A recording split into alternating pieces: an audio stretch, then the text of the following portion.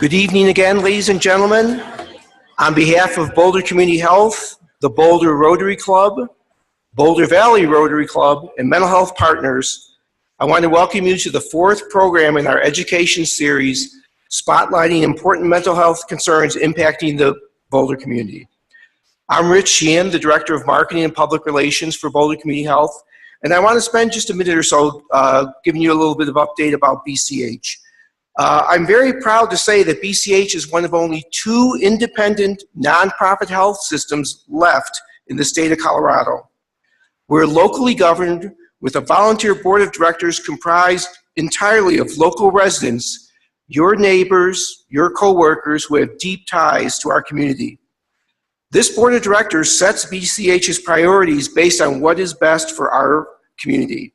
We're uniquely positioned to provide services that reflect local values and local priorities. And our approach to mental health services is a great example of the value of this independence. Mental illness is an issue in every community in Colorado. There's no doubt about that. But unfortunately, many health systems across the state don't provide services for mental health patients because they're complicated and they're expensive to operate. BCH operates the only general hospital in Boulder County that provides inpatient mental health services, and we're committed to further expanding those services. We're currently constructing a new building to house an expanded mental health unit. You may have seen the construction. It's right across the street from our Foothills Hospital. We've added mental health counselors to the care teams in our primary care clinics.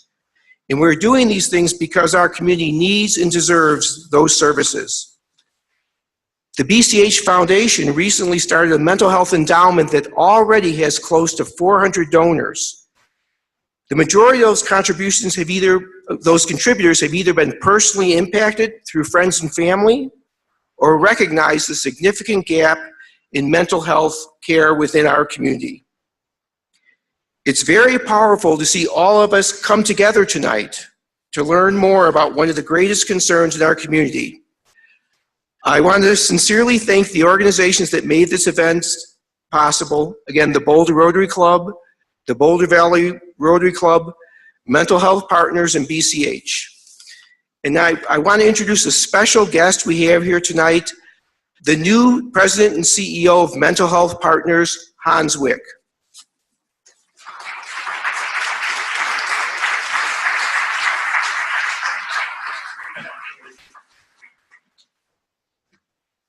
Good evening.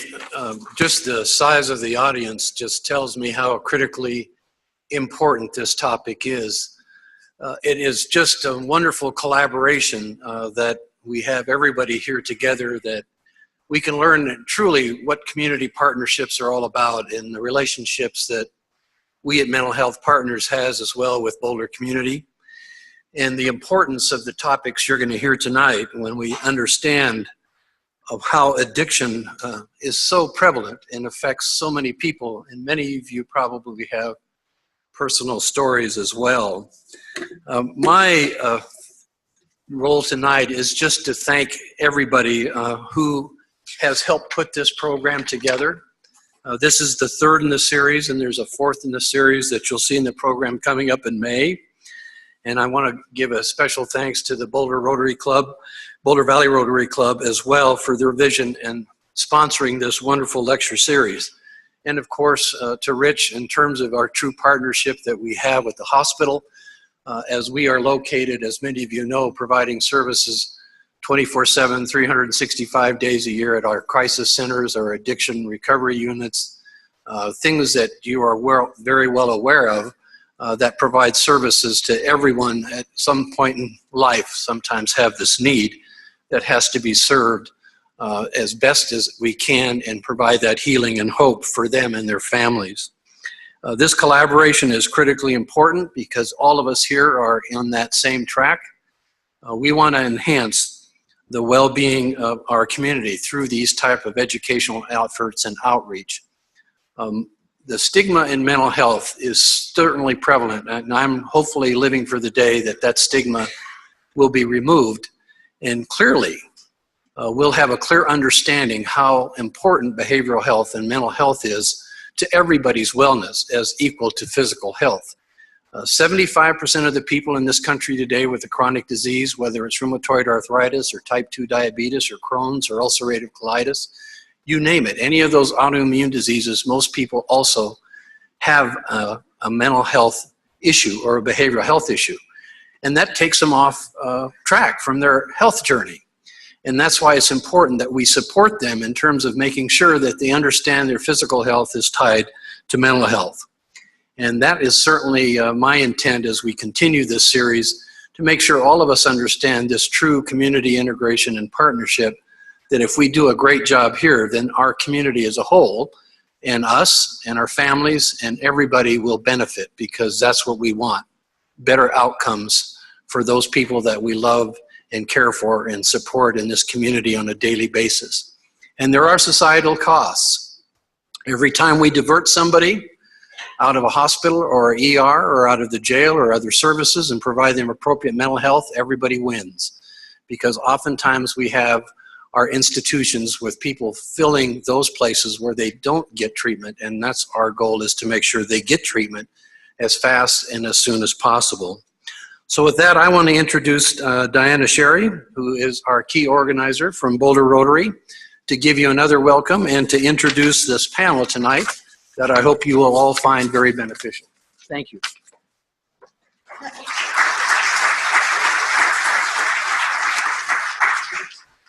When the group of us who organized these lectures considered which 5 topics out of dozens related to mental health we should cover, addiction, of course, was one of them, especially because of the opioid crisis. But I also pushed heavily for another reason to have addiction be one of our topics, and that was to increase people's understanding of the biology of addiction. Several years ago, I had the opportunity to hear a lecture by the medical director of the Hazelden Betty Ford Center about the biology of addiction.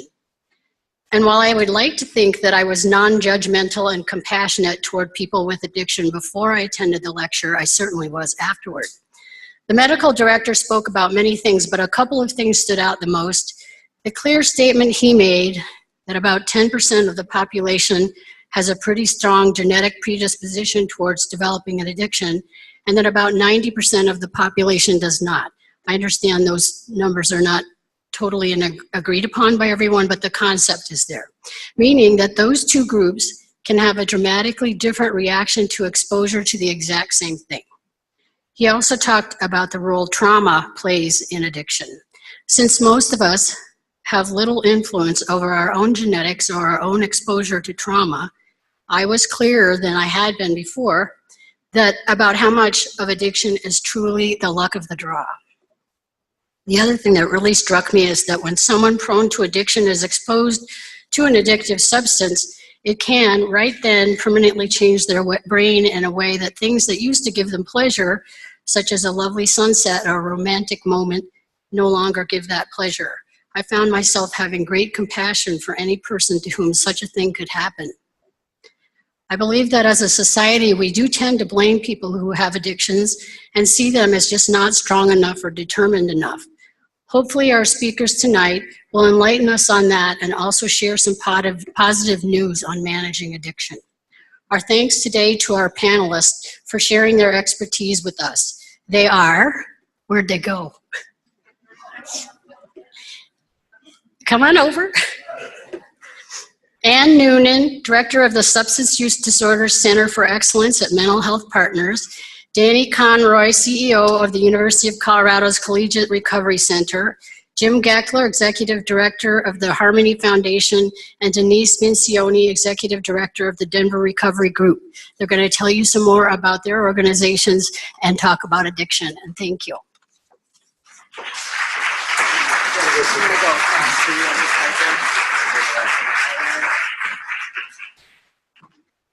Well, I have to say Diane basically gave our entire hour-and-a-half lecture right there. Nobody showed me how to get our slides up. I'm sorry. Can somebody help me with that? So I am Ann Noonan. I am a longtime resident in Boulder County. I moved here in 1978.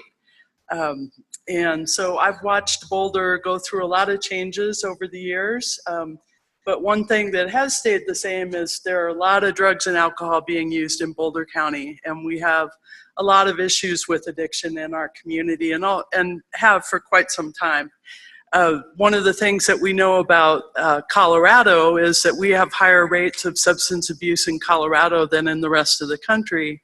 And unfortunately, in Boulder County, we have higher rates than the state of Colorado. So it is something for us to really take seriously and spend some time talking about. I appreciate a couple things that Diane talked about, and we'll talk more about. One is to really start looking at addiction as a brain disease and as something that is much more than just a bad habit. And really trying to get the stigma out of the picture so that we can bring good treatment into the picture. So that'll be a theme tonight. So I will speak mainly kind of a broad overview about addiction, just kind of a level set about what our current thinking is about addiction and how the brain involvement is there and some elements of treatment and recovery. Denise Vincioni, we're really lucky to have Denise as part of our community. She was the statewide coordinator for the opioid treatment programs and is now running a treatment program here in Boulder. Deanna Conroy is AIM House. If any of you know of AIM House, has been a program here in Boulder County in Boulder for about 20 years with, I sort of call it a failure to launch program. Danny, is that the wrong thing to say? Okay. Okay. And then Geckler is the CEO of Harmony Foundation, and I'm really happy and proud to reconnect with Harmony. That's where my journey started 35 years ago. So in July of 1983, I'll be celebrating 35 years of the day I walked through the doors at Harmony. So it's kind of a nice circle for me to have all of us here today.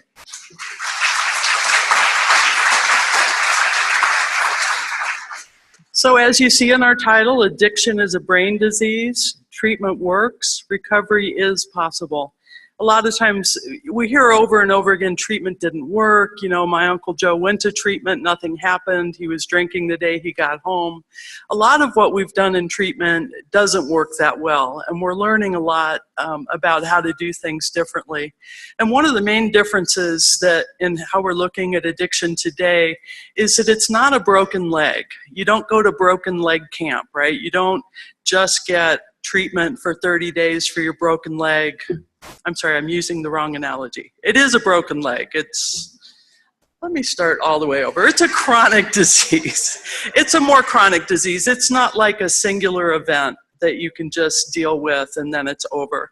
It's a chronic disease, more like high blood pressure, diabetes, and we have to learn how to manage the illness over a long period of time. It's not just going to go away just because we went to a 30-day treatment program or started an outpatient program or quit and went to a 12-step meeting. I mean, there's a lot more that has to happen. But recovery is possible. And when we look at smoking cigarettes and people quitting cigarettes, this research shows it takes 7 real tries of quitting cigarettes before final abstinence is established, typically. It's a kind of a trial and error thing sometimes, and what we want is to increase the success quicker, sooner in the process so that people don't go on to have such negative consequences in their life.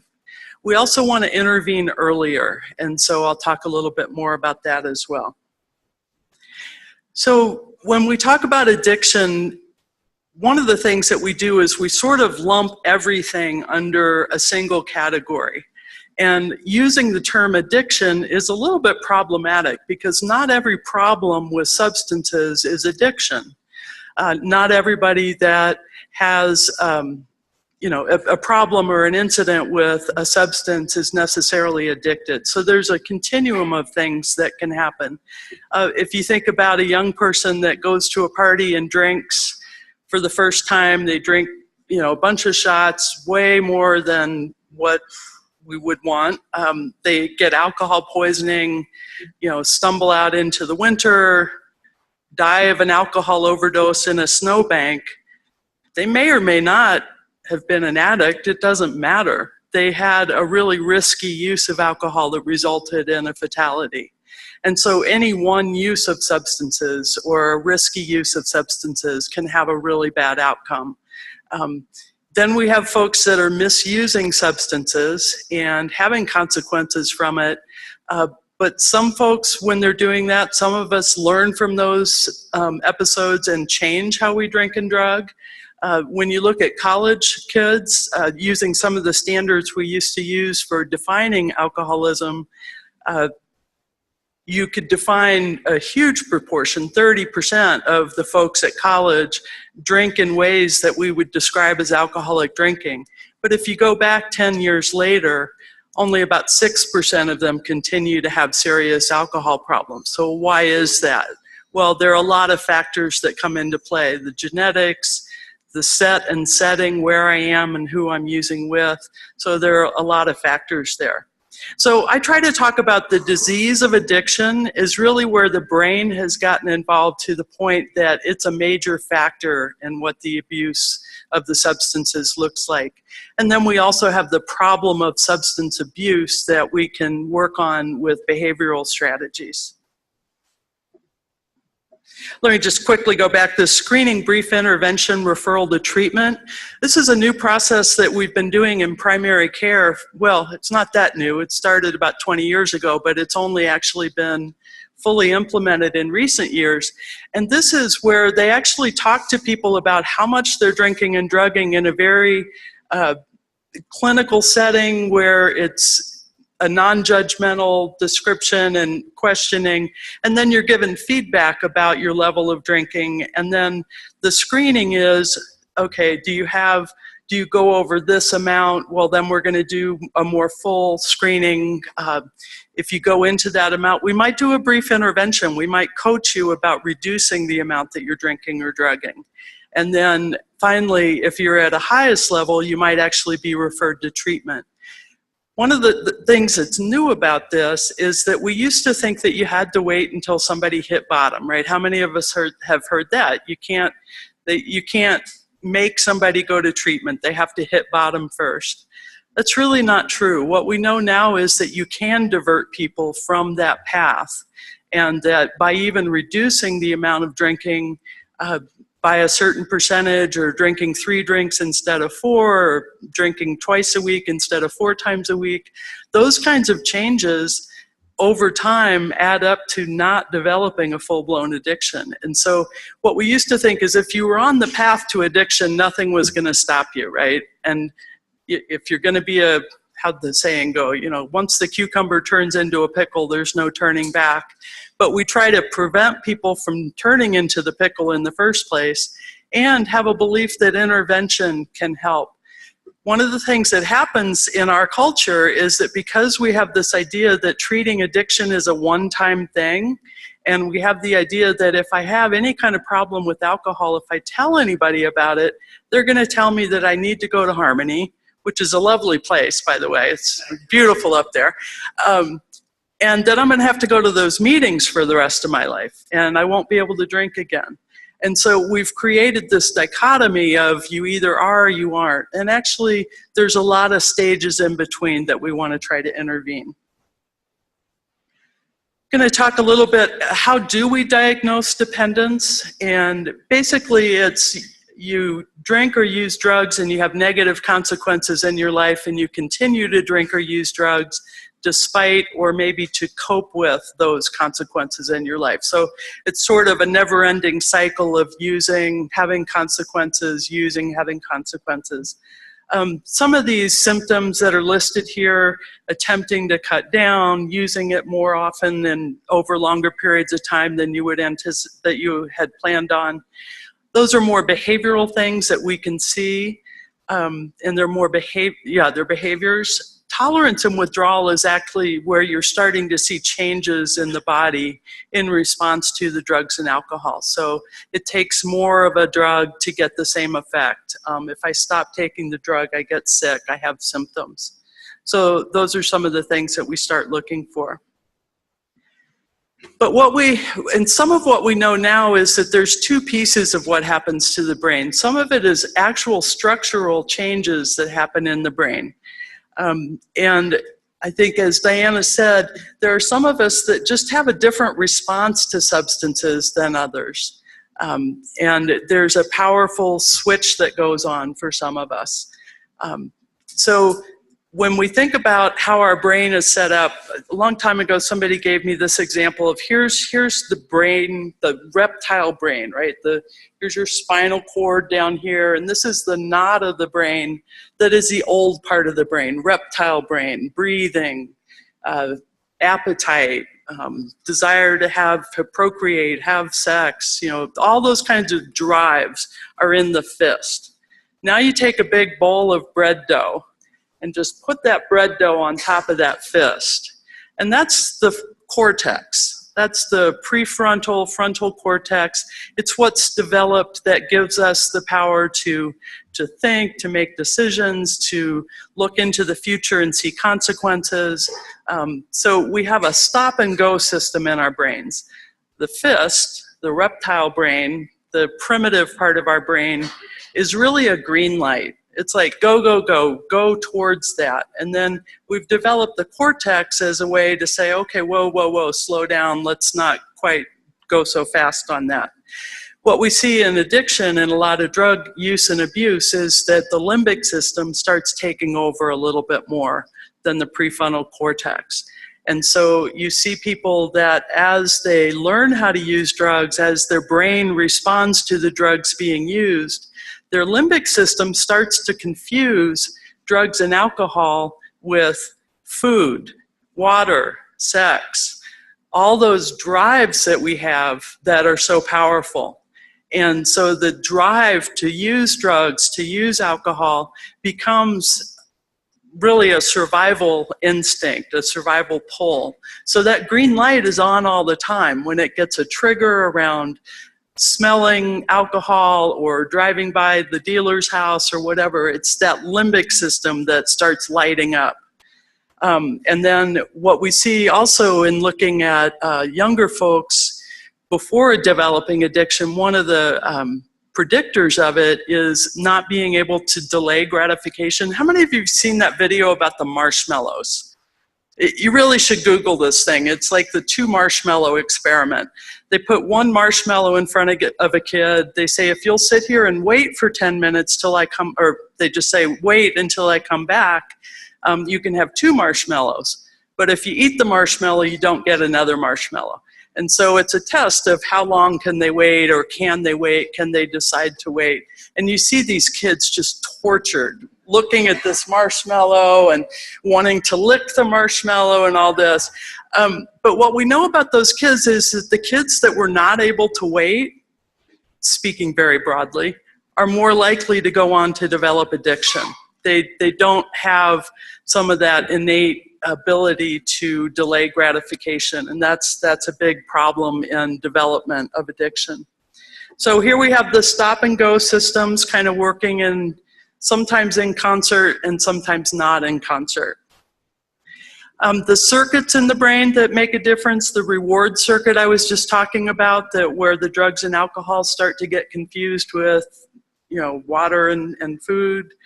Stress circuits, if we start every time we are anxious, we use drugs or alcohol to change that feeling. We reward ourselves every time by using that drug, and then pretty soon we don't know how to do self-soothing. We don't know how to do emotional regulation, or maybe that's not a skill that we learned in our family anyway. And when we discover drugs and alcohol, we're like, hey, I didn't have this tool. This is great.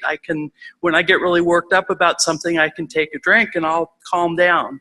So that's a learning thing.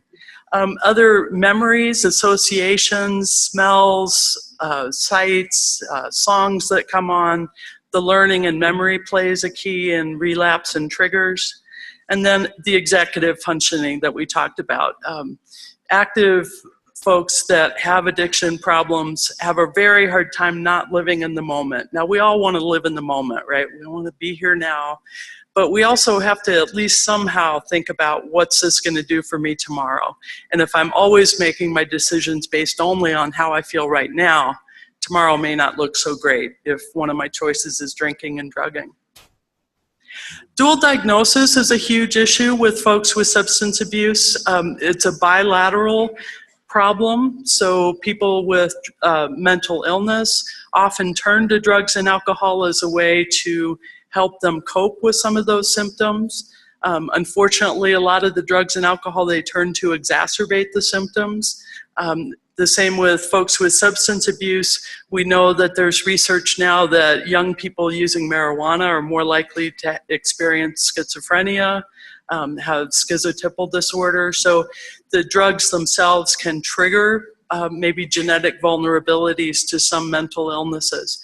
So there's a pretty powerful relationship between the two. I don't think we can say one causes the other, but they certainly coexist in a lot of times. And when we don't treat both at the same time when people are in recovery, we're setting them up to not be able to do well in recovery. Risk factors, one of the biggest risk factors is how young you are the first time you use drugs or alcohol. There's several different factors that come together, but the earlier your brain that has not been well developed is exposed to drugs and alcohol, the more likely you are to go on to develop an addiction. And so if you look at a fully grown adult, the rate is around 6% of developing an addiction. A 12-year-old is more like 50 or 60% if they have their first use at that age. So one of the best prevention strategies any of us can do is to help our kids at least delay their first use of drugs and alcohol as long as you possibly can. Of course, we use 18 as a line. The brain is actually not fully developed then. We're not even sure it is at 60, I think, but more the thoughts are about 20, 25. There's still a lot of development happening. And then Diane talked about the genetic vulnerabilities. There are some folks that, and I was one of these, the first drink I ever took lit me up like a Christmas tree. And I also had this thing called paradoxical tolerance. I could drink all my friends under the table and not have any consequences the next day. Come to find out, that didn't mean I was a good drinker. It actually meant that I was really probably had a lot of the genetic markers, the vulnerabilities for developing addiction. And so that early onset stuff is a lot of that is genetic. And so we certainly see there's twin studies, there's all kinds of studies that show that the genetic piece is a very, very strong part of the development of addiction. Dual diagnosis is another. Environmental factors, if you never drank at all, of course you would never develop addiction. And so we look at situations like, joining a fraternity, let's say, where everybody's drinking, it's part of the culture, people drink a lot. You're getting exposed to a lot of the substance, whether you have that full genetic vulnerability or not. Now you have one of these other factors that's very high that may tip you over into an addiction. Let me talk just briefly about some public health information about drinking. And these next couple of slides, it's always interesting to see how folks react to this. So if you ask an alcoholic, how much does a social drinker drink? They might say, oh, a 6-pack, or, the social drinking is a 6-pack or a 12-pack. But actually, the levels of drinking that are considered safer, lower risk drinking are to follow here. So no more than 3 drinks at a setting for a woman, 4 drinks for a man. If you move past that, you're looking into a binge drinking definition. No more than 7 or 14 drinks a week. And then there are no standards for other illegal drugs, and we don't have research because we're not allowed to do research on what legal marijuana or medicinal marijuana, what those safer levels might be.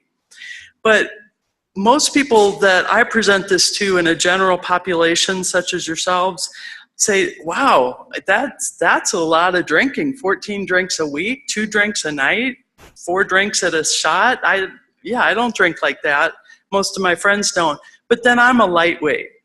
And so people kind of automatically go into this set of, I drink a lot less than most people drink. Well, let me show you this next slide. 60% of people don't drink at all or drink less than 1 drink per week. If you asked your incoming class at Harmony how many people in Boulder don't drink, they would say, oh, everybody drinks in Boulder. Everybody drinks. Well, actually, 60% hardly drink at all. 20% of folks drink no more than 2 to 6 drinks a week. So now we're up to 80% of people drinking less than that amount. And so when you get to the far end is where you start seeing the really heavy drinking really only exists in that 10 to 20% range. And those folks purchase about 60% of the alcohol sold.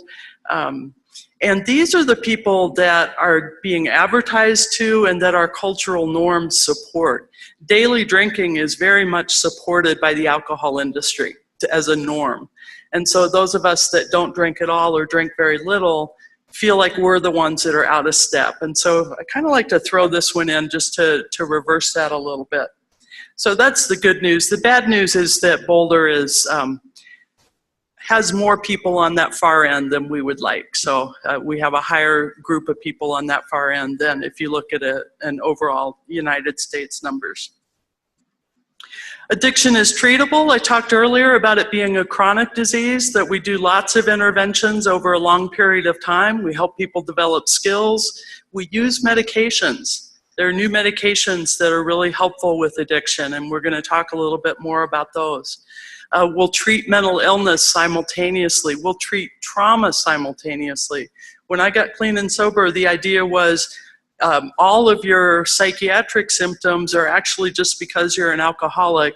And yeah, we don't want to talk about that trauma stuff. It'll just make you relapse. So those were really, we've had to overcome a lot of misperceptions.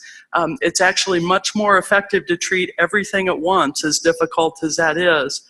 And by treating everything at once, I mean that we help people learn how to just be stable in their own environment, able to self-soothe, able to manage kind of the ups and downs of life. And then gradually over time, they can start managing other things and work on things in a more deep way. But we're identifying and starting to work on the whole panoply, what's that word, of issues that are going on. It's actually recommended that people stop smoking when they get sober, which is another thing that most folks don't believe. But people that quit smoking at the same time that they become abstinent from other drugs and alcohol have about a 30% better outcome.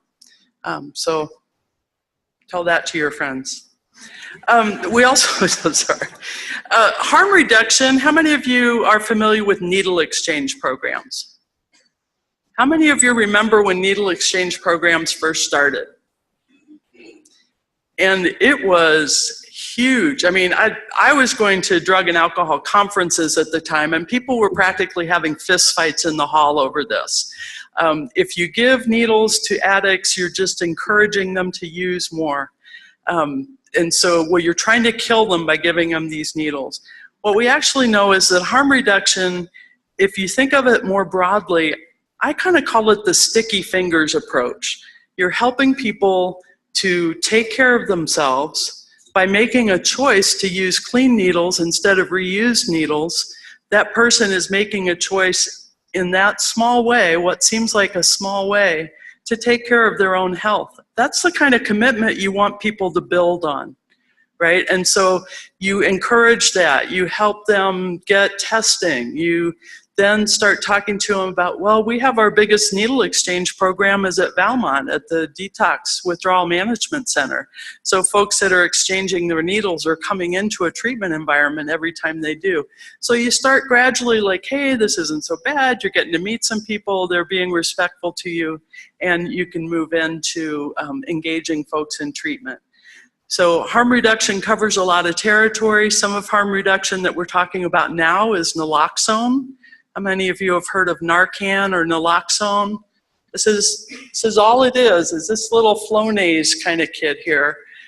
There's a drug in here called naloxone that reverses the effects of the narcotics to help people start breathing again. we're having arguments about whether or not we should be using naloxone on folks that are overdosing. I find that really appalling. So we save a life so that they can wake up the next day and have another chance at recovery. So we've also found that cognitive behavioral therapies, helping people think their way through things a little bit more effectively, are good strategies for folks in recovery. Motivational interviewing is really kind of hand in hand with a lot of these things we're already talking about, where you're helping people. Where are you right now? What are you willing to do? What works for you? What steps can you make? What's important to you about your life, and how is anything that you're using keeping you from your goals? And even if my goal is, I want to get off probation, these guys are driving me crazy. How do you get off probation? Well, turns out if you stop using drugs and alcohol, it's a lot easier to get off probation. So you start working with people where they're at. And then another thing about treatment is that we do know that the brain, which shows dramatic changes under the use of drugs and alcohol, does start healing itself. And the brain does have neuroplasticity, and we start seeing these PET scans. I don't know if this is a normal one or an abnormal one. I can't read them myself, but that they turn to more normal functioning. I'm going to turn it over to Denise, who's going to talk some specifics about the treatment for opioid abuse, because we're certainly in an opioid crisis now. Yeah, come on over, Denise. I'll come sit down. But the reason I started with the more general addiction is just because I forgot to say what I always say, which is alcohol continues to be the #1 drug of abuse in our culture. And so we don't want to lose sight of that. But here's Denise. Thanks, Ann.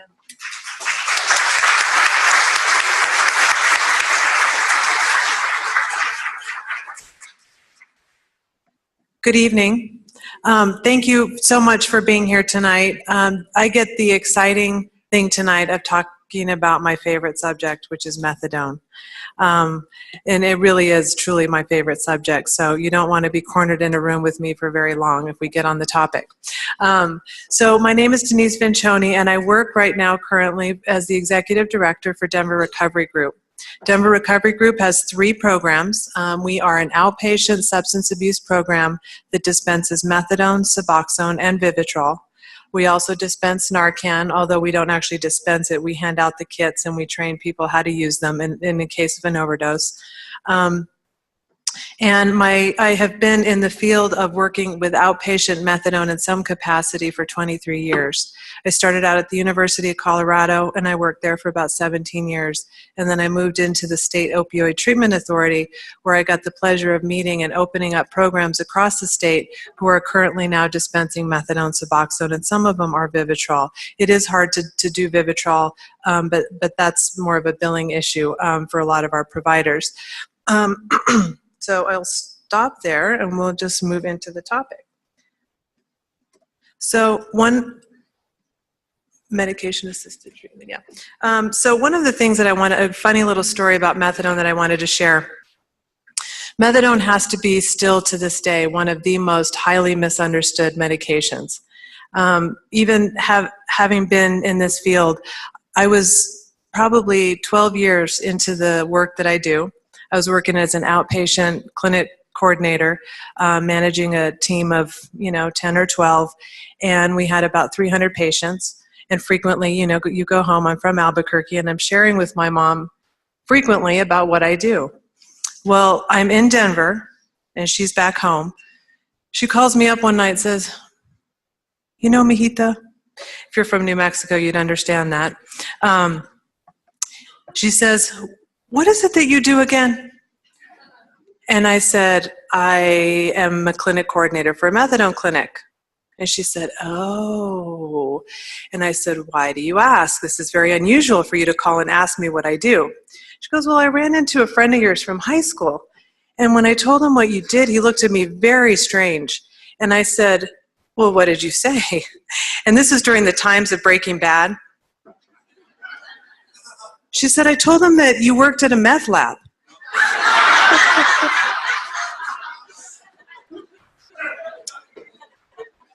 I said, "Mom, You need to find him. And you need to understand what it is that I do. And if you've seen Breaking Bad, you can completely understand my freak out. So medication-assisted treatment, what we're talking about here actually is the 3 FDA-approved medications for treatment, for the treatment of opioid use disorder. The DSM-5 changed the opioid use disorder title. It used to be opiate dependence. It is now opioid use disorder, and it goes from less severe, moderate to severe. The patients that we see in our centers can't actually start on methadone or Suboxone unless they are of the severe diagnosis. So the 3 medications that are approved are methadone, which is a full agonist. Okay, so it fills up the receptors all the way so that individuals that come in are no longer sick. It blocks cravings. And it also gets to a point where eventually when they do use, there is no value to the use. So eventually they stop using. It has a ceiling effect, and then they're able to get back into a normal life, which is what they all crave day one when they walk in the door. I just want to live normal again. Buprenorphine is actually, most people know of it as Suboxone. But buprenorphine with the naloxone component, it's combined, it's a sublingual tablet as Suboxone, and it's combined actually with the formulation of Narcan, so that in the event that it's diverted by injecting it, it's supposed to actually, an individual would actually go into withdrawal. It's very, very unpleasant, and a lot of people probably wouldn't do it. However, what we found about Suboxone is that's not the reason people divert it. People actually divert it for a lot of reasons, one of them being that they save it for a rainy day, they sell it to friends that might have an opiate use disorder, and so what we found is that without the controls involved, unfortunately it does become a medication that people divert. And then Vivitrol. Vivitrol is an agonist, okay, and so it actually binds to the receptors.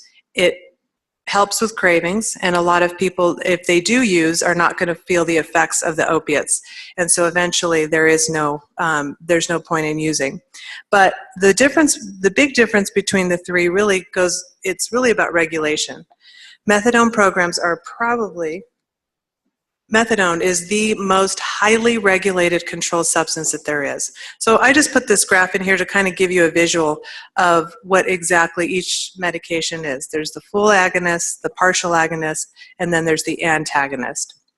When somebody is on somebody cannot start Vivitrol unless they've actually been off an opiate for 7 to 14 days. So it's a great resource for individuals either that taper off of their medication or individuals that maybe are in a controlled setting where they want to be able to block cravings and eventually leave the facility if they're in a controlled setting and not have to use again.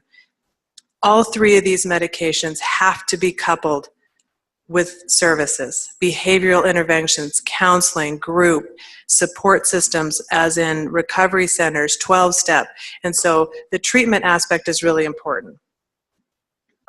My part here that talks about treatment is cut off, but basically treatment for methadone, one of the things that people ask first and foremost is how long does someone need to be on methadone? And it's important to understand that there's different stages as somebody goes through any type of treatment. The first thing is nobody comes in with just an opiate use disorder. Quite frequently, patients come in with polysubstance use disorder.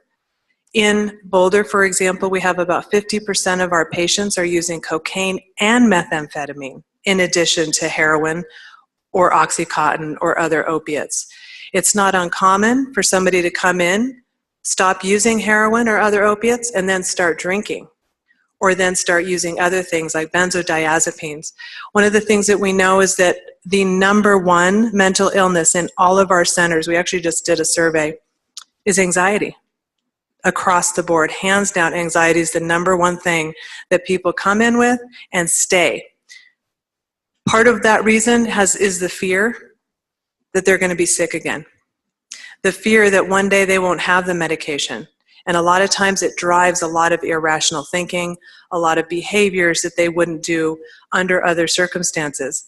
So to some degree, they're all traumatized because the fear of being sick like that, the fear that you're going to die even though you're not, drives a lot of the behaviors that we see in treatment. So it takes a lot of time to kind of get to that point where you're getting into more of a maintenance phase. So somebody comes in, we have to assess the whole person. A lot of times we're looking at helping individuals get shelter.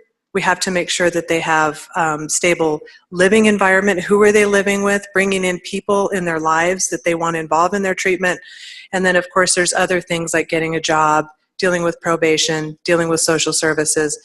And, of course, they might, for example, have other co-occurring medical illnesses like hepatitis C, HIV, and a number of other complicated medical conditions that we're trying to treat. Anne brought up integrated care.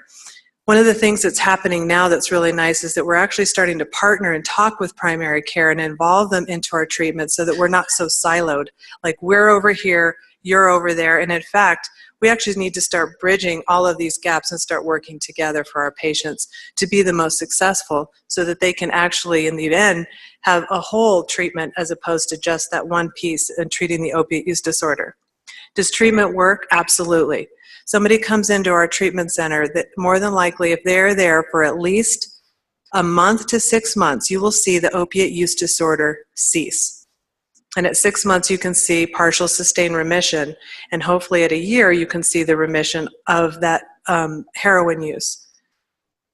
What happens is we're still dealing with other substance use disorders, so that might extend the life of their treatment, because one of the things we know is if they're still using meth or alcohol or abusing benzodiazepines, the likelihood of them being able to taper and be successful is very nil and more than likely dangerous. So we don't recommend it, but if somebody wants to get off methadone, they should be allowed that choice. They should be allowed the choice to go to try Suboxone. They should be allowed the choice to try Vivitrol. The bottom line is we need to start treating patients as though they have a choice. And that's kind of where we're getting to now, where we're talking about all the medications. We now have a new medication called Sublocade, which is an injectable form of buprenorphine. We don't actually use it yet, but we are talking about doing some trials at our site. So that's, I think it's once a week. Is it once a week or once a month shot? Anyway, it's pretty new. So I wanted to just bring up some of the most common myths, because I know we're doing a panel and this might give you some things to ask or talk more about, maybe generate discussion. Methadone gets in my bones. So the simple fact about that is it does not get in your bones. I will have to be on it forever. Every client that comes in with ambivalence and fear. Is this a life sentence for me? Do I have to do this forever? And if I do, I don't want to fully engage. I had a conversation the other day with a patient that says, you know, I've been told just don't go all the way to where you need to, just stay kind of right here. And I said, well, are you still using? He said, yes. I said, well, why would you do that? You're not using the medication as you need to. He goes, because I don't want to be on it forever. So we try to educate patients that that's not helping you. You have to heal the brain, and it will heal eventually, but you got to stay on it long enough, and you got to stay away from the opiates. So we try to educate them to get to their therapeutic dose and stay there, and then work on the other things, because we know the methadone will work. Let's do that, and then do the other things together. And that's how we try to educate patients. But again, if that's what they want to do, we are also harm reduction. We work with them and give them a choice. Let's see. Kind of goes into I want to get off as soon as possible, very common theme. Methadone makes me fat or made me fat. So it's actually slightly kind of the truth. Methadone doesn't make people fat, but the metabolism decreases, slows down, I should say, with the methadone. On top of that, a lot of individuals are coming from a place where they haven't eaten, they haven't taken care of themselves. So the first thing that they start to do is they crave sugar. So they're coming in with a huge old thing of, Kool-Aid, donuts, and then they're talking about how methadone has made them fat. But the reality is that we have to incorporate nutrition from the front end, because educating patients about what they put into their body is also going to help them heal faster. Methadone ruined my teeth. It's also it dehydrates. So what happens is if they don't drink a lot of water, it actually can affect the lining of the gums. So it's also important that we talk about good hygiene and things like that, so that, again, that those aren't concerns that they have. And as well as they come in, and a lot of people don't actually have good hygiene. They haven't been to the dentist, or afraid of the dentist. And so we see a lot of teeth problems when they come in. And as a matter of fact, teeth problems are a big reason why a lot of our patients end up in the hospital with abscesses and staph infections. And so getting their teeth looked at and having that a regular part of their treatment plan is very important. And methadone can make me high. There's nothing further from the truth. Methadone is a synthetic narcotic. It's not made from the opium flower. So while it replaces the receptors, the experience that you are sick, it does not in fact make you high.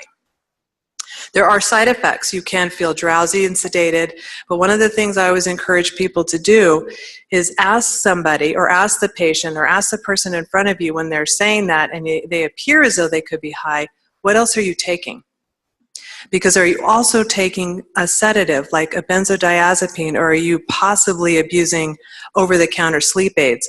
All of those things can contribute to something that looks like somebody is actually high. And that's it. Thank you so much, and I look forward to any further questions that you might have.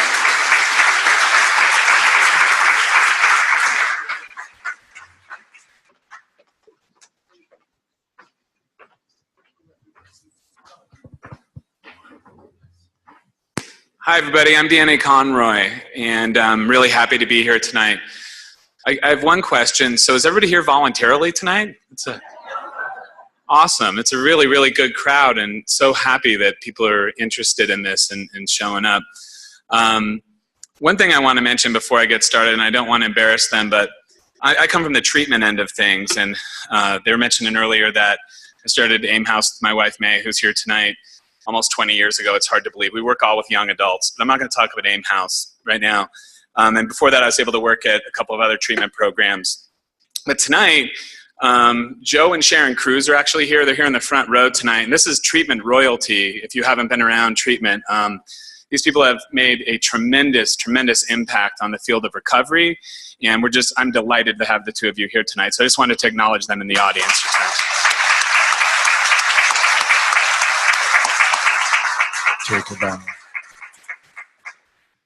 going to talk about the Collegiate Recovery Center in just a moment at the University of Colorado. But the other thing I wanted to mention is that, I consider myself a hope dealer. I deal hope. And there is a ton of hope in recovery, and there's a ton of hope, and people get better all the time. And I have the great privilege of working with a bunch of courageous, amazing students at the University of Colorado. We started there with 3 students. 5 years ago, was told by a lot of people, students won't come to this. Everybody's drinking, everybody's using. This will never happen. And I'm really proud to say that we're a couple hundred students later, in an amazing graduation coming up here next weekend, that we have a thriving recovery community on the University of Colorado campus. Just so proud of that. What that looks like is a group of students who get together on a regular basis. And they come together and share. They share their experience. They share where they're at in their life. And they have a common goal of staying clean and sober. But more importantly than that, because that's not their problem today. Once you stop using drugs and alcohol, the problem isn't drugs and alcohol anymore.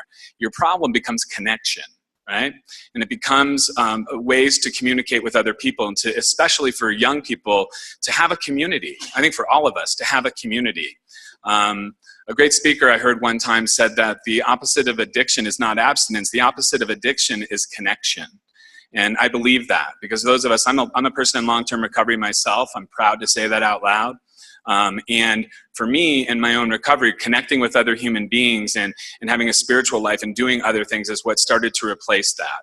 And so there's many, many ways in Boulder County to access that, whether it's through 12-step programs, whether that's through, we have a thriving refuge recovery community here now, smart recovery.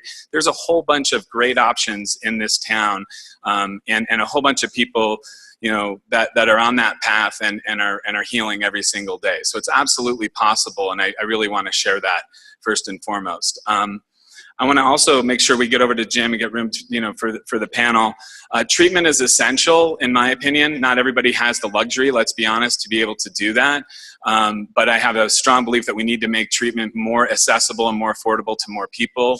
We need more medical detox. We need more IOP. We need people, running these programs who come from the heart and come from a heart-centered place. It's become big money. That's not something that I'm particularly interested in. I'm interested in healing people and helping. And I've had the great fortune in my career to be able to have an opportunity to do that. And so it's just a privilege to be here tonight. I'm so grateful that so many people showed up. Look forward to answering your questions and hearing anything else that might be going on. And I'd like to introduce the CEO and my great friend Jim Geckler, who's up next. Thanks.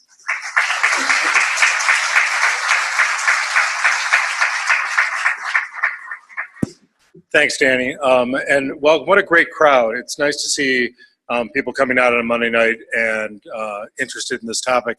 I have a similar, I agree, you have to come from a place of heart to work in this field.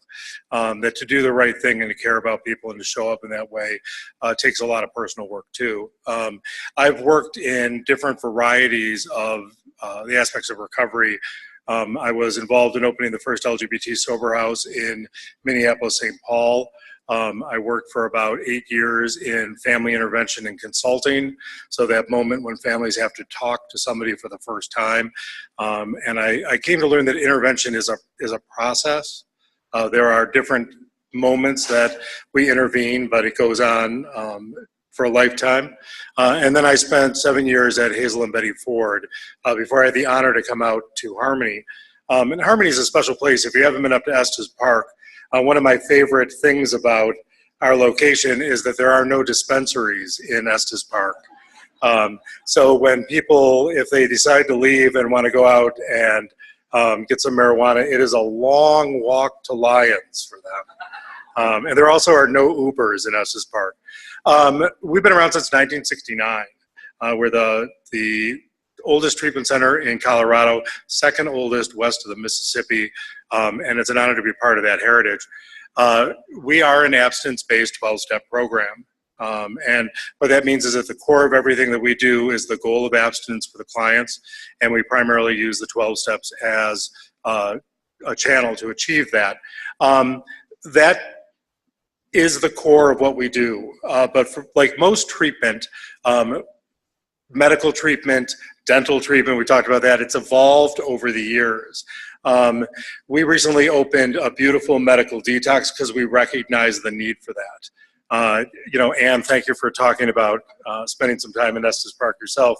I know probably when you were there, they gave you a vitamin and sent you up the stairs around the animal head and said, sleep it off, because that was the approach then. Really looking back, it was kind of cruel the way we treated people when they were coming to treatment. We have a full medical detox, 22 beds where people can come and safely transition into treatment.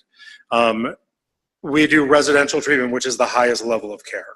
So the folks that are coming to us really are in need of a place to separate from life, to work both with clinicians, and with their families as their families come up for family program to begin their journeys. Over the past couple of years, we've noticed some areas where we had to grow.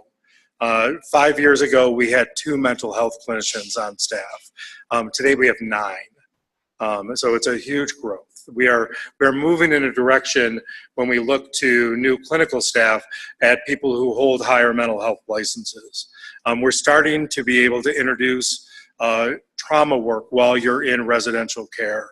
That idea that you came, you detoxed, you did steps 1 through 5, and then you go out, practice that, and maybe do some trauma work in the future, killed people. And so when we look at that, we know that people have to start it. Danny wasn't just saying this. I'm a huge Onsite fan and have been there a number of times. And I needed that later in my recovery. I also happen to be in recovery. And what we recognize now is that people are ready to start that as they're starting their recovery. So trauma work, working on anxiety, mental health issues is all integrated into the care that we provide at Harmony now. And I would recommend when you're talking to treatment centers, if you're looking at that, if you're looking for programs, make sure that they have integrated care. And the pieces afterwards are also key. To have something lined up for people as they leave treatment. We have a case management department that is going to be working in the next year to make sure that everyone leaving treatment has a primary care doctor and an appointment to see them following treatment, and a dentist. Those are both huge needs, and so many people entering treatment or leaving treatment haven't been to an MD or a dentist in many years. So it's important work to do. We continue to grow. You know, it's interesting, if we treated diabetes or heart disease or hypertension the same way we did 50 years ago, if you went to your doctor and they said, well, here's my book, and this is the only thing we're going to do, and whatever your personal experiences, whatever other issues you bring to the table, we're going to ignore, because this is the best way. Let me, and this is lighthearted, but let me get my leeches off the shelf and we will bleed you until your hypertension goes away. You would not stay with that doctor. And yet in many places in treatment, we stay stuck in something that is effective for many, many people, but also not effective for folks. And we need to be honest about that. We have integrated medicated assisted treatment into the care at Harmony. We use buprenorphine and Vivitrol. With folks, buprenorphine is used commonly at treatment programs for detox purposes. With individuals who have struggled, we do longer detox. We will get people engaged in a relationship with buprenorphine that hopefully will give them the opportunity to save their lives. I'm a huge advocate of this. When it was introduced 4 or 5 years ago at some of the major treatment centers, there was outrage. I was at a conference where people stormed out yelling at the folks talking on the podium. It made for good theater, but it didn't make for good recovery. And what was happening was our rigidity about approaches to treatment was killing people. While we are not a harm reduction facility, we refer people on to harm reduction if they're not going to get what we have. It's okay. It's okay. There are different approaches for people, and I think we need to be open about that. This hopefully will have questions about treatment modalities, about accessing treatment, about intervention, family care, long-term recovery. Long-term engagement is so important in recovery. Looking at it as a 30-day model, I was talking to a client today who wanted to leave at day 26, and she said Sandra Bullock did it in that movie and she was fine. You know, and that's a disservice, because there's nothing magical about 28 days, and we need to be aware of that. So I think we'll open it up now, and thank you.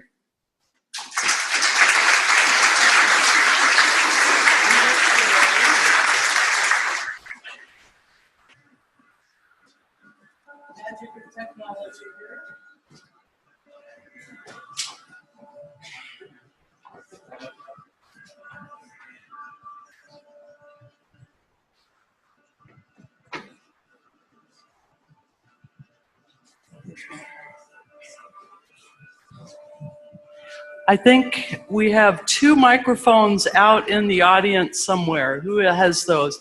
So let's just go ahead and start taking questions. And I don't have a clock. So Diane, can you help us be a timekeeper? Okay, thank you. Questions, comments, thoughts? I know we threw a lot of information at you about a lot of different things. Okay, thank you.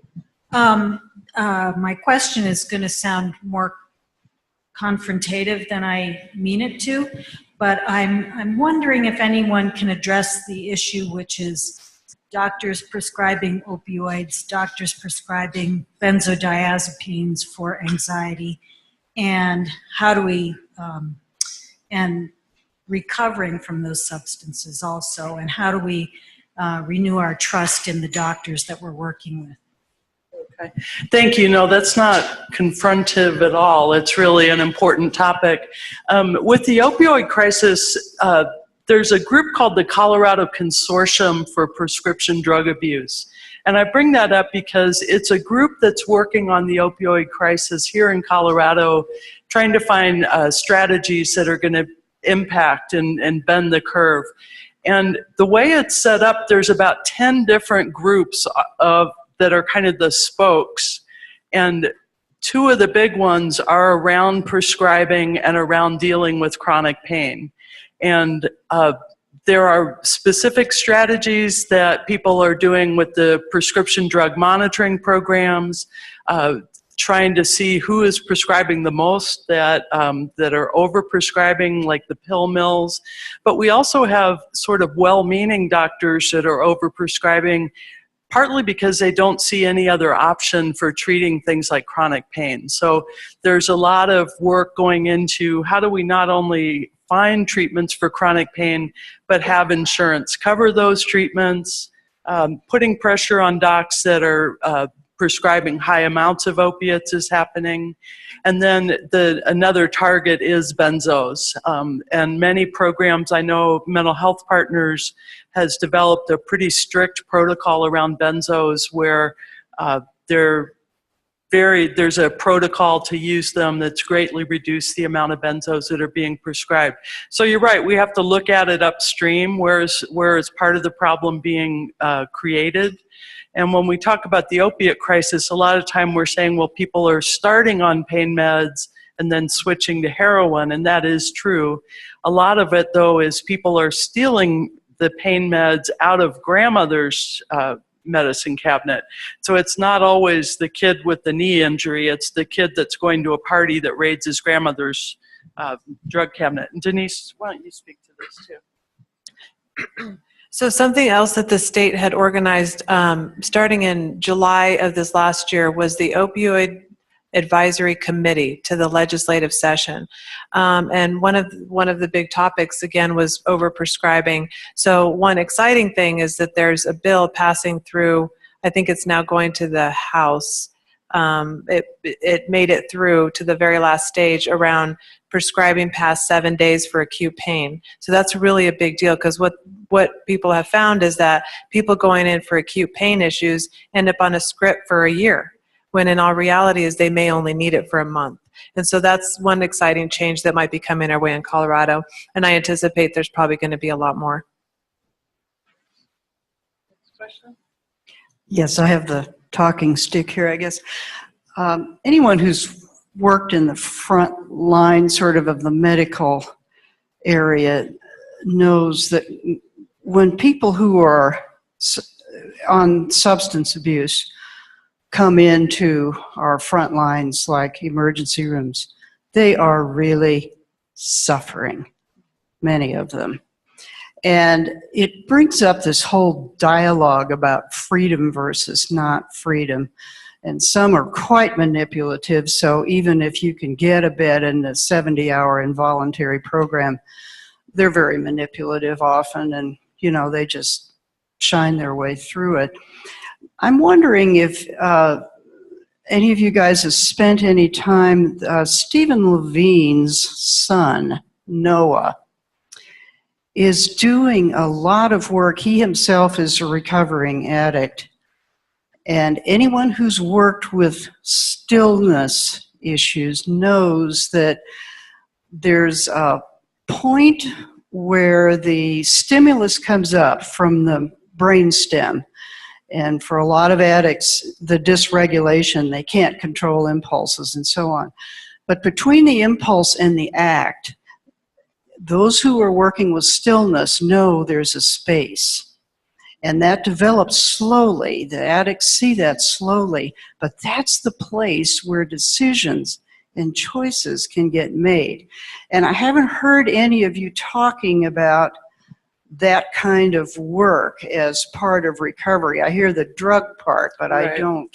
Well, I'm sorry that didn't come across as strongly, because a lot of the work we do in recovery, for example, cognitive behavioral therapy, is finding that spot between the stimulus and the reaction and finding what happens in that space in between.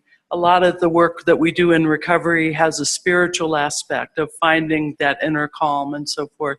So dialectical behavior therapy has brought mindfulness into both psychiatric and recovery settings. So I think those are well talked. And Danny, did you nod your head about Noah? Well, yeah, Noah. So Noah really founded Refuge Recovery. So that's part of what gets practiced at different places. But I think, if you look at it really over a period of time, at that early stage, it's really just about somehow, some way trying to help people get abstinent, or get the medicine that they need in order to have that choice, because it's pre-contemplative at that point.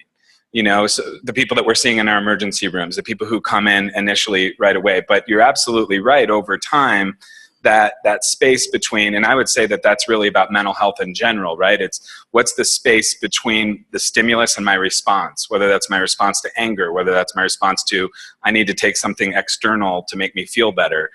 It's creating that space over time. So many treatment programs. I know the programs I work with, we do meditation, a lot of it. We're working on yoga, breathing exercises, acupuncture, a whole bunch of things to try to introduce those concepts. But you're positively right that on the front lines early on at an emergent stage, it's really difficult to introduce topics like that because people just kind of aren't quite there yet. Hi. First of all, I want to thank all of you for coming out tonight. We really appreciate this chance to get educated. This question is for Ms. Noonan. I saw on your slide around treatment options, there wasn't anything about 12-step programs, and I was wondering what your position was on this historical approach. I myself got sober in 12-step programs. It's been an important piece of my recovery.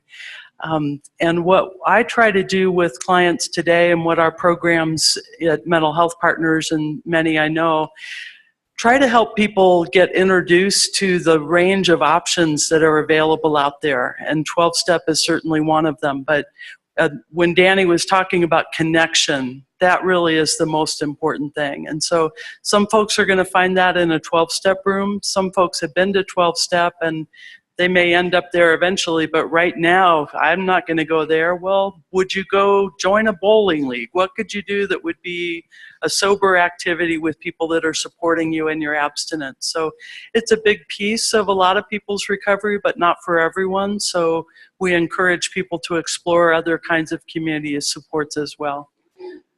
Do you know about Phoenix Multisport here in Boulder? Started here in Boulder. A really awesome program that realized that a lot of folks just weren't connecting with going to a meeting and talking, but they would go mountain climbing together with other people that are in recovery, and so kind of creating a recovery community in that way. So we just want to look that there are a lot of different ways that people recover and give them the freedom of choice around that. Options. So I wanted to just make a comment about some of the the traumatic situations that our patients have incurred in facing some of the systems. If you've ever tried to actually get somebody in treatment, you know how difficult this is. And when someone goes to an emergency room, a lot of times patients are afraid that the cops are going to find some drugs on them. They're afraid that if they tell somebody what really happened, that their friend might still be at a house that might need Narcan. So one of the things that we're all trying to do now is talk a little bit more so that we can understand our patients and open the venue for conversation about what they might need. And so 12-step is an example of where a lot of people on medications don't feel accepted. So while we definitely encourage it, it's part of our job in advocacy is to help maybe some 12-step groups or help patients advocate for themselves that actually medication is useful and that they can be accepted into some of those groups. And that's a great point that Denise makes. You know, at Harmony, obviously 12-step is the core of what we do, and we have done a very effective job. We have NA groups that come to campus that are open to the fact that people can be on buprenorphine and be in recovery. That it is not being high. there was, and I think we're seeing a shift in this. I hope we are, where people can come. I remember, so I'm in 12-step recovery. When I first started going to meetings, if you were on Prozac, they would ask you to leave because you weren't sober. And today we kind of laugh and shake our heads. Then it was the rule. And I think there has been, and it's interesting because at the core of 12-step is a spiritual approach. But there's been some maturing in that. And I think that a lot of the base of that comes out of treatment centers and people being able to acquire new language about how to handle that. And to understand that they can be in recovery while they're progressing in different ways. Early on, you mentioned that Colorado has one of the highest drug rates and that Boulder County has the highest drug rate in Colorado. Can you talk more about where that is, what that is? But do we understand what's driving that?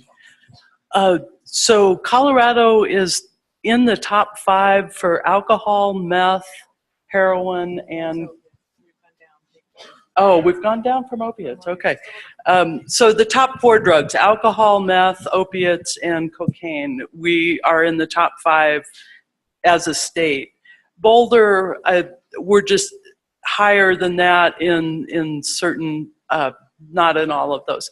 I think there's a lot of discussion about why is that. So we're a resort community that brings our rates up because of people not being attached to the communities well, and there's a lot of folks, we have migrant workers, not migrant, but like the oil field folks, seasonal workers, that brings our rates up. We also fund our treatment services as one of the lowest states in the country.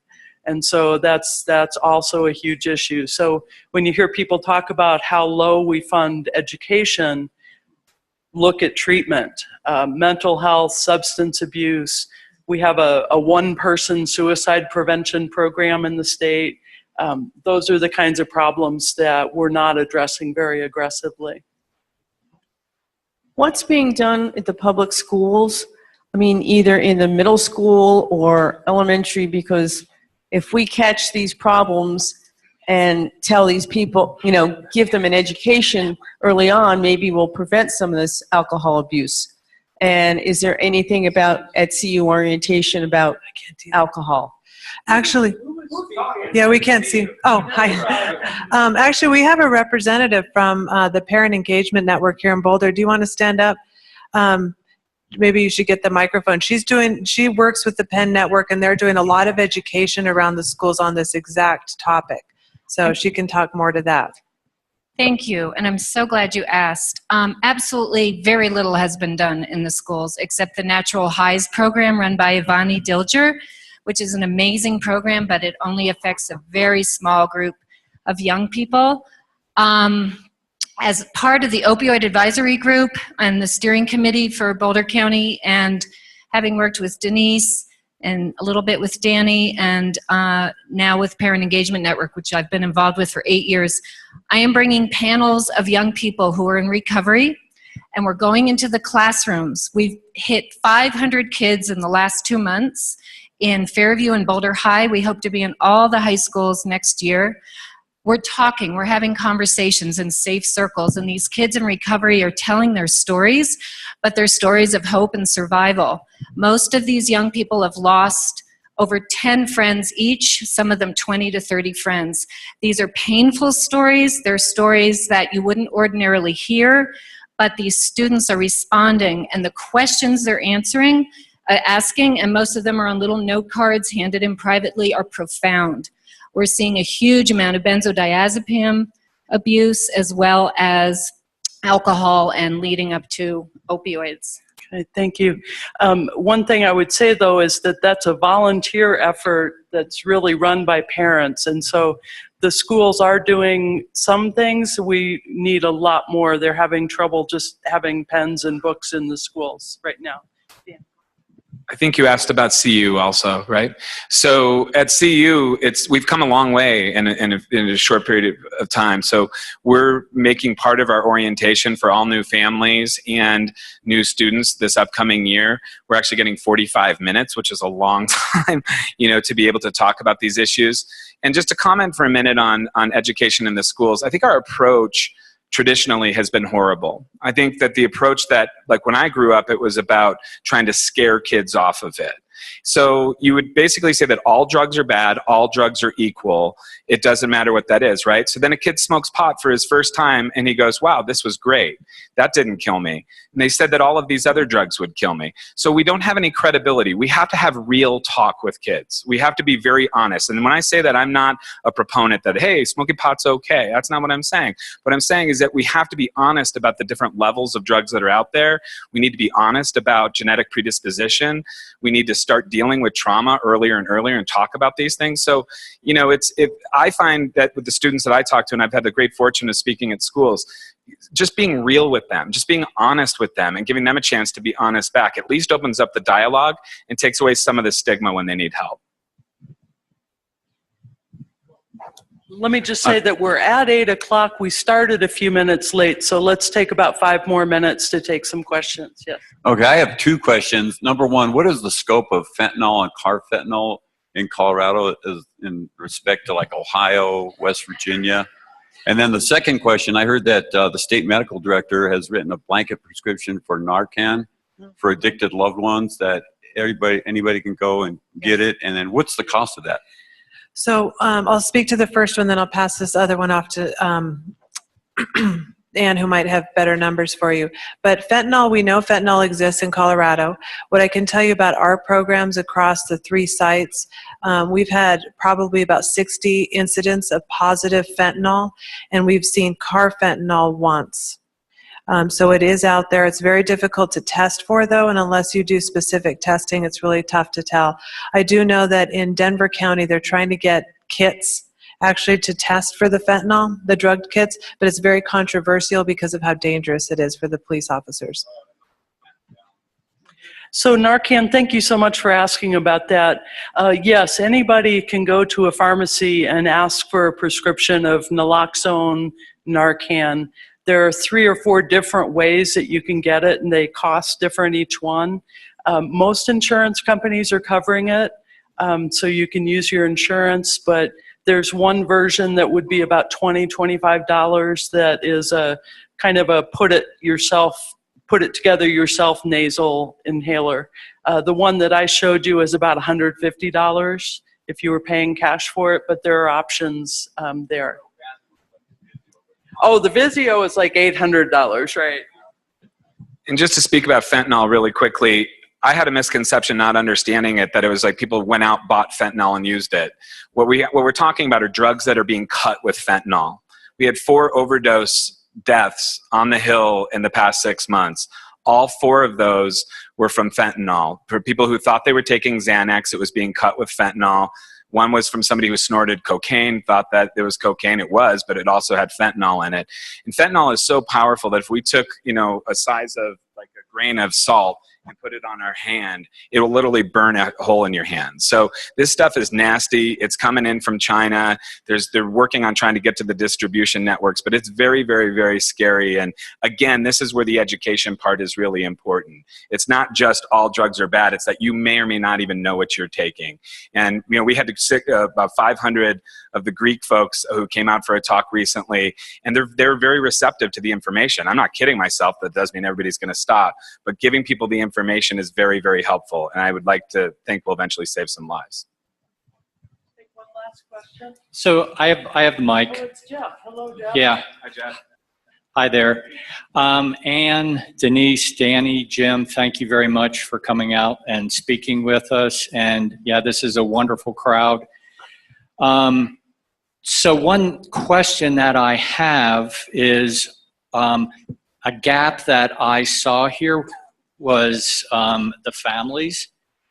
And I know there are many, many services that we need more services for the individual with addiction. And just in listening to the presentation, I think Jim was the only one that even mentioned the word families, and I know there's a family program up at Harmony. And I'm just curious if some of you could speak to, do you see that as a need in Boulder County? And if so, what would you recommend to people? So it's a great question, and I see it for a need everywhere. This is not something that's kind of unique to Boulder County or to Colorado. I think what happens for families so often is that we're scared, that we see someone that we love who is struggling, and we think they're going to die if we intervene. They're not going to talk to us if we bring this up, and we go silent. I don't think that most spouses, parents, children would bring a cake to someone we know who has diabetes. And yet I've spoken to so many families that say, it's okay if my daughter smokes crack because she's in the basement and I know where she is. And if she's here, I would rather have her. We hear this in high schools. Well, people say, we'll have the alcohol at our house because then I at least know they're not driving. And I mean, that's a common conversation. I think we need more family resources. And certainly when we look at when people show up, the majority of people entering treatment are getting some type of push from a family member. When they're coming home, and the community piece is so important in this, you know, this idea that ending treatment and then you come home and everything is great. And I was thinking about, we were talking about this, when people show up for family weekend or to visit at a residential program, you know, suddenly I'm wearing clean clothes, I've showered that day, I'm not swearing at you every time you talk to me, and my mom and dad are so happy because their son is back. This is language that I heard from my parents. You know, and all I was thinking at the time was, I just need to fool everyone to get out of here so I can get high again. And what we need to do as families is support the recommendations of programs that are coming through. And if they say outpatient is the recommendation, sober living is the recommendation, working with them to help hold that and hold true to it. You know, we haven't really talked much about the cost of treatment and the cost of recovery, and I think that that's important. We struggle as a small nonprofit, and here in Colorado, we don't have a lot of additional funding. You know, at Harmony, which is a low-cost program, where a full month of treatment from detox through the end of residential is under $25,000, which is low cost for a full-time hospitalization program. We still give over $250,000 in scholarships every year that comes from donors because we're a nonprofit. There are states that do this better. The state of Minnesota has a thing called Rule 25. If you have no insurance, if you have no income, you go to treatment for free. Now, it's a cost to the taxpayers, but it's a good cost. They see a lot of people return to the workforce, return to families. So I kind of went off on a little tangent there, but I think that, you know, when we're looking at families, what we need to do is educate ourselves on how we can be supportive of our person in recovery.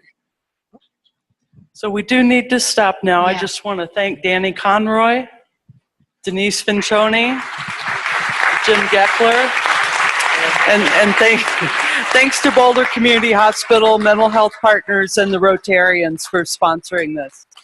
And we'll be here, some of us will be here for a few minutes if you have more questions.